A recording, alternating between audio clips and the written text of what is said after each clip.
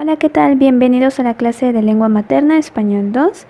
Esta semana vamos a iniciar un nuevo proyecto, pero antes de iniciarlo te comento que vas a tener esta semana igual formulario de ortografía y posteriormente te haré llegar el enlace para que puedas ingresar y responderlo ahí. Bueno, sin más, ahora sí vamos a iniciar con el proyecto. Este nuevo proyecto es el número 7, que se titula Mismo tema, diferente tratamiento, comparar diversos textos, y es del ámbito de estudio. En este proyecto vamos a tratar de discernir o de identificar las características que suelen tener las fuentes de consulta que son confiables y que se diferencian de aquellas que no lo son. Entonces vamos a tener una idea general o indicadores que nos ayuden a identificar cuándo estamos consultando una fuente confiable y cuándo no, sobre todo pues para sustraer o recabar información para diversas actividades o investigaciones que se nos soliciten. Y precisamente la actividad número 1 se enfoca a este aspecto. Se titula Fuentes de información y sus características y se entrega el lunes 22 de febrero.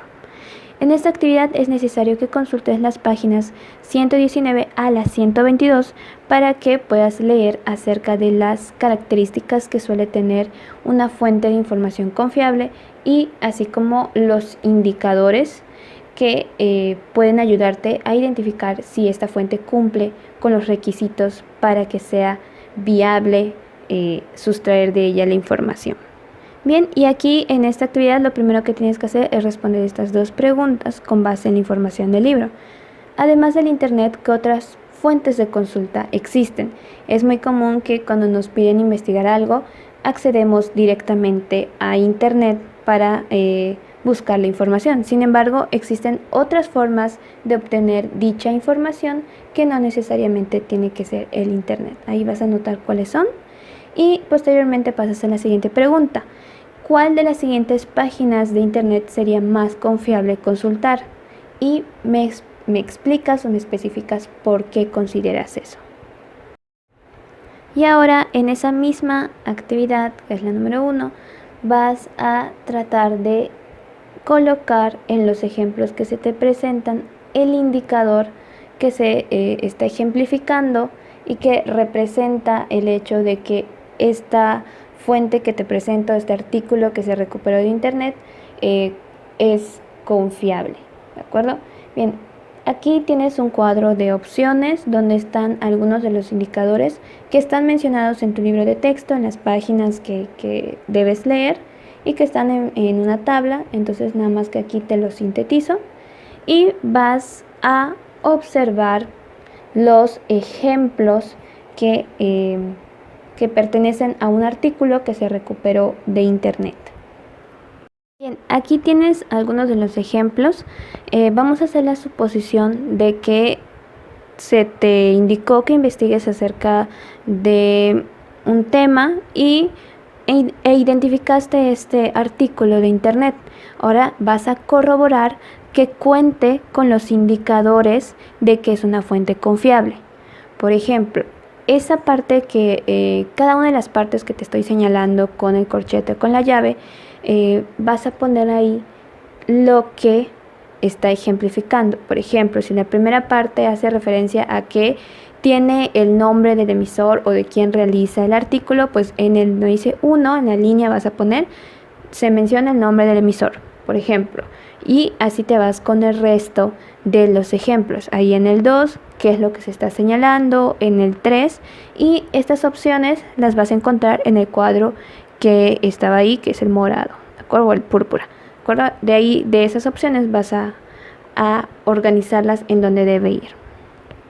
Y aquí tienes los otros dos ejemplos que siguen siendo parte del mismo artículo, solamente para, pues ahí tienes que identificar lo que está señalado con el número 4, qué representa, qué indicador es, y el número 5, pues qué indicador de que es una fuente confiable se hace referencia ahí. Además de los indicadores que nos mencionan o se nos presentan en las páginas anteriormente leídas, también existen otros factores que nos ayudan a identificar si un texto es realmente complementario o está bien redactado o si cuenta con la información suficiente para considerarse una buena fuente de información. Bien, ahora vas a leer de la 122 a la 124.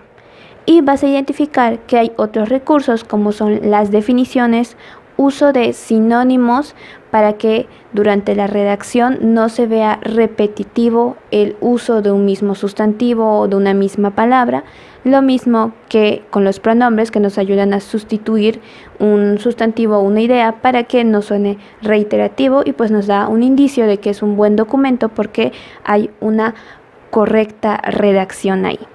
También hay ejemplos, hay analogías y recursos gráficos.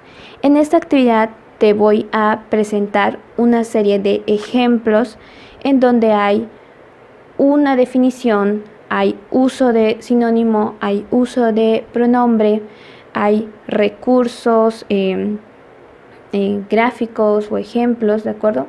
Analogías entre que son los principales, ¿no?